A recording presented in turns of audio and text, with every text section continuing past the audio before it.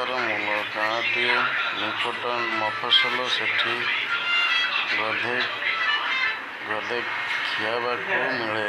କଚଟ ସାତଶିଆ ଲୁଗା ପିନ୍ଧା ଏକ ପାଗଳୀ, ଯାହାର କୌଣସି ପରିଚୟ କେହି ଜାଣନ୍ତିନି।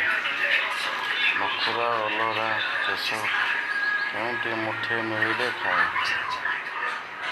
ନହେଲେ ଭୋକ ଉପାସରେ ବୁଲୁଥାଏ। ସେଇ ଗାଁର ନରୀ ତିଆଡ଼ିଙ୍କ ଝିଅ ମାନି ଗୋଟିଏ ଚାଉଳରେ ଗଢ଼ା।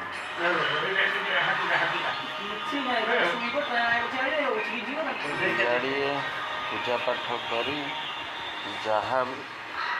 ଯାହା ଦି ପଇସା ଆଣନ୍ତି, ସେଥିରେ ଦୁଃଖେ ସୁଖେ ଚଳିଯାଆନ୍ତି। ଆଖପାଖ ଗାଁରେ ତାଙ୍କର ଭାରି ସୁନାମ ଥାଏ।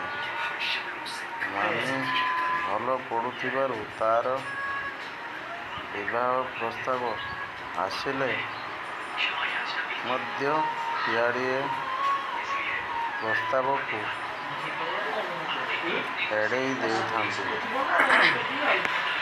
ତାଙ୍କର ଇଚ୍ଛା ମାନି ଖୁବ୍ ପଢ଼ୁ ଏବଂ ଯୋଗ୍ୟ ହେଉ। ପାଗଳୀ ପ୍ରତି ମାନିର ଅହେତୁକ ମମତା। ଯେତେବେଳେ ପାଗଳୀ ମାନି ଘରକୁ ଯାଏ, ମାନି ତାକୁ କିଛି ନା କିଛି ଖାଦ୍ୟ ପଦାର୍ଥ ଶିବାଙ୍ଗୀ ଦିଏ ଏବଂ ମିଠା କଥା କହେ। ତେଣୁ ମାନି ପ୍ରତି ପାଗଳୀର ଏକ ସ୍ୱତନ୍ତ୍ର ଆକର୍ଷଣ ଥାଏ। ପାଗଳୀର ବୟସ ଆନୁମାନିକ 30ରୁ 35। ବେଶ ଭୂଷାରେ ରୁଚି ନଥାଏ। ପିନ୍ଧିଥିବା ଲୁଗା ଖଣ୍ଡିକ ଠାଏ ଚିରି ଯାଇଥାଏ। ଗୋଟିଏ ହାତରେ ମଇଳା ଗଣ୍ଠିଲି ଏବଂ ଆର ହାତରେ ବାଉଁଶ ବାଡ଼ି। କେହି ତାକୁ ରଗାଇଲେ ବାଡ଼ି ଉଠାଇ ମାରିବାକୁ ଗୁଡ଼ାଏ। ପାଗଳୀର ଅତୀତ ଇତିହାସ ସମ୍ପର୍କରେ ମାନି ବହୁତ କିଛି ଭାବେ। ହୁଏତ ପାଗଳୀ ଜଣକ ସ୍ୱାମୀ ପରିତ୍ୟକ୍ତା କିମ୍ବା ହୋଇଛି। ପ୍ରେମିକର ପ୍ରହେଳିକା ଠକାମିର ଶିକାର ମାନି ପାଇଁ ପାଗଳୀ ଏକ। ତଥାପି ମଧ୍ୟ ପାଗଳୀ ଓ ମାନି ମଧ୍ୟରେ ଏକ ଅଜଣା ମମତା ଗଢ଼ି ଉଠିଥାଏ।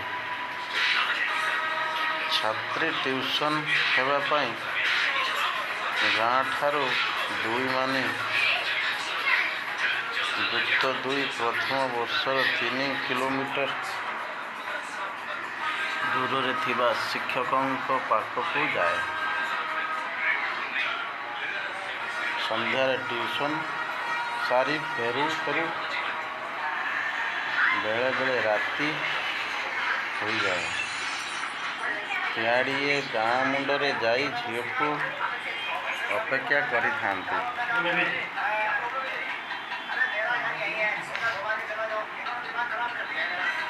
ଅଭାବ ଅନଟନ ଯୋଗୁଁ ବବୁଲିଆ କରନ୍ତି।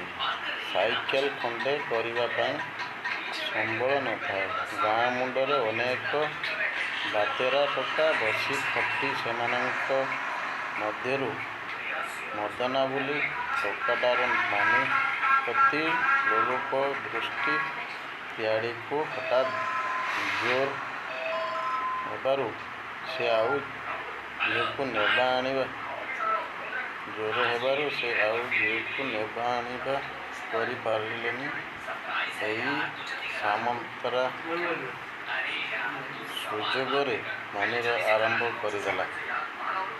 ନିଜକୁ ପାଇଁ ମାନି ପ୍ରାଣ ନିଛାଟିଆ ରାସ୍ତାରେ ମାନିକୁ ଇଆଡ଼ୁ ସିଆଡ଼ୁ କରି ଟଣା ଓଟରା ବଞ୍ଚାଇବା ଚଳାଇଥିଲା। କିନ୍ତୁ ମଦନାର ସେ ଦୁର୍ବଳ ହୋଇ ପଡ଼ୁଥିଲା। ଅସହାୟତାରୁ ସୁଯୋଗ ନେଇ ଆସୁରିକ ଇଚ୍ଛା ଚେଷ୍ଟାବଳ ଆଗ ମଦନା ତା'ର ମାନିର ପୂରଣ କରିବା ପାଇଁ ଚେଷ୍ଟା କରୁଥିଲା। ମାନି ବିକଳ ହୋଇ ଛାଡ଼ିଦେବା ପାଇଁ ଯେତେ ନେହୁରା ହେଲେ ମଧ୍ୟ କମାଣ୍ଡର ଶୁଣିବା ଅବସ୍ଥାରେ ନ ଥିଲା। ମଦନା ପଦନା ପିଛା କଲା। ହଠାତ୍ ଏହି ସମୟରେ କେଉଁଆଡ଼େ ଥିଲା କେଜାଣି ପାଗଳୀ କୁଦି ପଡ଼ିଲା ମଦନା ଉପରେ। ତା'ର ବାଉଁଶ ବାଡ଼ି ପ୍ରହାର କରିବାକୁ ତଳେ ଲାଗିଲା। ମଦନା ରାଗିଯାଇ ପାଗଳୀକୁ ଜୋରରେ ଠେଲିଦେଲା। ପାଗଳୀ ପଡ଼ିଗଲା ଓ ମୁଣ୍ଡରୁ ରକ୍ତ ଝରିଲା। ଘନ ଅନ୍ଧକାରରେ ମାନିର ଚିତ୍କାର ଶୂନ୍ୟରେ ମିଳେଇ ଯାଇଥାଏ। ସ୍ନାତା ପାଗଳୀ ପୁଣି ପଛଆଡ଼ୁ ଆସି ତା ବାଉଁଶ ବାଡ଼ିରେ ବାରମ୍ବାର 3-4 ପାହାର ମଦନା ମୁଣ୍ଡରେ କଷିଦେଲା।